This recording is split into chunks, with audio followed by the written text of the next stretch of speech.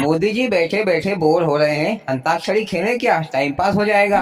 OBC जी, अंताक्षरी में क्या रखा है? गाने माने तो सब सुने हुए हैं। मोदी जी आज हमको एक हंसी मजाक की कहानी सुनाएंगे। सुनाओ मोदी जी, सुनाओ मोदी जी, ऐसी कहानी सुनाओ कि मजा आ जाए। अरे भैया अखिलेश, मोदी जी कहानी सुनाएंगे तो मोदी जी को कुछ खिला पिला देना, नहीं तो खाली फोकट मोदी जी का मुंह क्यों दुखाते हो? लालू जी, तुमको बड़े खाने पीने की बात पड़ी रहती है। चलो मैं एक पाव जलेबी खिला दूंगा मोदी जी को। मोदी जी सुनाओ कहानी। हाँ तो भैया हो सुनो, पर कहानी के बीच में अपनी टांग हाथ मत अड़ाना। कहानी तो मैं तुमको ऐसी सुनाऊंगा कि तुमको भी मजा आ जाएगा। मजा नहीं आया तो मेरा नाम बदल देना। बहुत पुराने समय की बात है। एक गांव था। उस गांव में बुद्धू राम नाम का एक आदमी रहता था। तो उसने एक दिन सोचा कि मैं तीर्थ यात्रा घूमकर आ जाऊं तो थोड़ा बहुत पुण्य मिल जाएगा। तो उसने अपने घर से पैसे में से इकट्ठे किए और तीर्थ यात्रा पर निकल पड़ा। पर वह 100 किलोमीटर चलने के बाद उसके साथ एक अनहोनी हो गई। क्या मोदी जी, उसकी टांग टूट गई या उसको बुखार आ गया? ओबीसी जी, तुमको बड़ी जल्दी है कहानी सुनने की। जरा अपने मुंह को तो बंद कर लो और ध्यान से सुनो। बको मोदी जी, मेरा मतलब कि इस कहानी सुनाओ। उस आदमी के साथ अनहोनी ऐसी हुई कि वो आदमी रात रुकने के लिए एक सराय में गया। मोदी जी, ये सराय क्या होती है?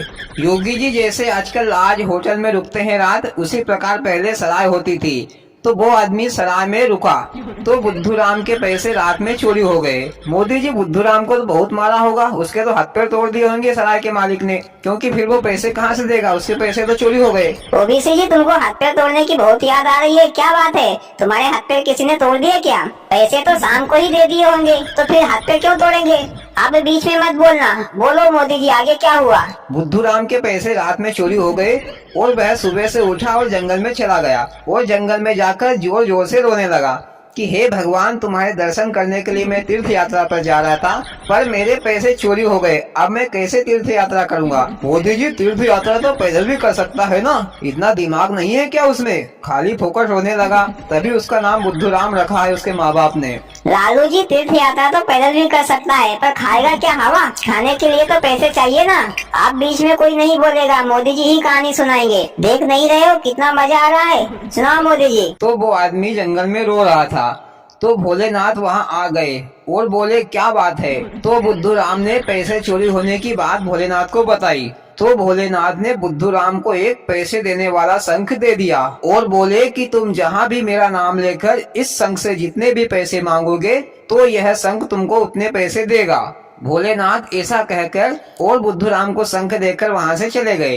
अब बुद्धू राम बहुत खुश हुआ और बोला कि अब तो मैं पृथ्वी के चारों कोनों की यात्रा कर लूंगा। और बुद्धू राम यात्रा के लिए आगे चल पड़ा। चलते चलते फिर उसको रात हो गई।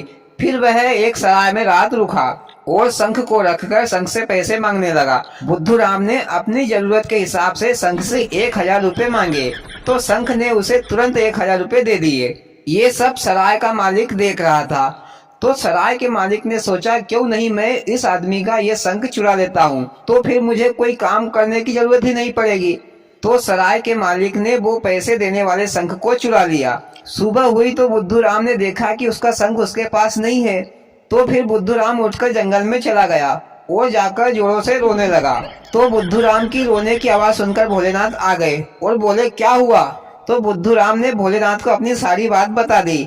फिर भोलेनाथ ने बुद्धू राम को एक दूसरा शंख दिया। उस शंख का नाम था ढपोल शंख और बोले कि मेरा नाम लेकर इस शंख से तुम जितने पैसे मांगोगे तो ये शंख जोर जोर से चिल्लाएगा कि तुम 1000 क्या 10,000 रुपए मांगो, 10 लाख रुपए मांगो, अभी देता हूँ। पर ये शंख पैसे में से तो देगा नहीं, सिर्फ खाली फोकट की बकवास करेगा।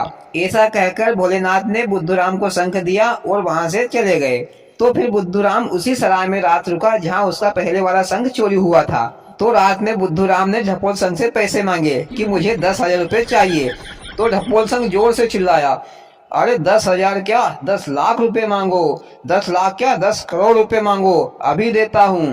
तो ये सारी बातें सराय के मालिक ने सुन ली और उसने सोचा कि ये शंख तो इस शंख से भी अच्छा है, जितने पैसे मांगते हैं उससे 10 गुना ज्यादा पैसा देता है। तो सराय के मालिक ने सोचा कि मैं क्यों नहीं इस शंख को चुरा लूं। और रात में सराय के मालिक ने जो पैसे देने वाला शंख था उसको लाकर बुद्धू राम के पास रख दिया और वो जो ढपोल शंख था जो पैसे नहीं देता था उस शंख को चोरी से उठाकर ले गया। और बुद्धू राम सोया हुआ नहीं था, वो मात्र सोने का बहाना कर रहा था। रात बीत गई और सुबह हो गई। सुबह हो गई तो बुद्धूराम अपने वो पैसे देने वाले संख को लेकर वहां से चल दिया। फिर सराय के मालिक ने उस ढपोल संघ से 5 लाख रुपए मांगे तो ढपोल संघ जोर से चिल्लाने लगा, अरे 5 लाख क्या, 50 लाख रुपए मांगो, 5 करोड़ रुपए मांगो, अभी देता हूँ। ढपोल संघ ने बोल तो दिया लेकिन पैसे नहीं दिए। तो सराय के मालिक ने बोला, मेरे बाप 50,000 ही दे दो। फिर जोर से चिल्लाने लगा ढपोल संघ कि 50,000 क्या, 5 लाख रुपए मांगो, 50 लाख रुपए मांगो, पर देता लेता कुछ नहीं। तो फिर सराय का मालिक समझ गया कि बुद्धूराम ने होशियार आदमी को बुद्धू बना दिया और मैं मेरी लालच में खुद ही फंस गया। और बुद्धूराम ने चारों धाम की तीर्थ यात्रा की। वाह मोदी जी, क्या कहानी थी, मजा आ गया। भैया तुमको कहानी पसंद आई हो तो वीडियो को लाइक और चैनल को सब्सक्राइब जरूर करें। भोलेनाथ सबके साथ।